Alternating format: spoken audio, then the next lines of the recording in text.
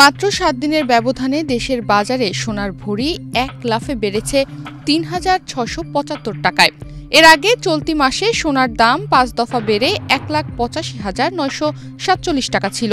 ১৬ September মঙ্গলবার ষষ্ঠ দফায় সেপ্টেম্বর মাসে সোনার দাম বাড়িয়েছে বাংলাদেশ জুয়েলার্স অ্যাসোসিয়েশন বাজুস, যা এখন পর্যন্ত দেশের ইতিহাসে সর্বোচ্চ দাম। নতুন মূল্য অনুযায়ী ১৭ সেপ্টেম্বর বুধবার থেকে দেশের বাজারে প্রতি ভরি ২২ ক্যারেটের স্বর্ণ বিক্রি হবে ১,৮৯,৬২২ টাকায়।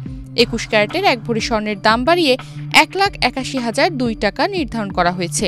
এছাড়া ১৮ ক্যারেটের এক ভরি স্বর্ণের দাম ১,৫৫,১৪৩ টাকা নির্ধারণ করা হয়েছে।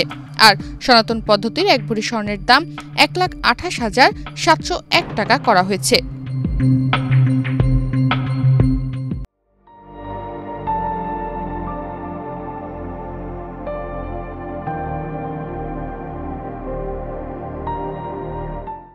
মঙ্গলবার বাংলাদেশ জুয়েলার্স অ্যাসোসিয়েশন বাজুস এক সংবাদ বিজ্ঞপ্তিতে স্বর্ণের নতুন এই দামের তথ্য জানায়। বিজ্ঞপ্তিতে বলা হয়, স্থানীয় বাজারে তেজাবি স্বর্ণের বা পিওর গোল্ডের মূল্য বৃদ্ধি পেয়েছে, সে কারণে স্বর্ণের দাম সমন্বয়ের সিদ্ধান্ত নিয়েছে বাজুস। এর আগে ২২ ক্যারেটের সোনা প্রতি ভরির দাম ছিল ১,৮৫,৯৪৭ টাকা।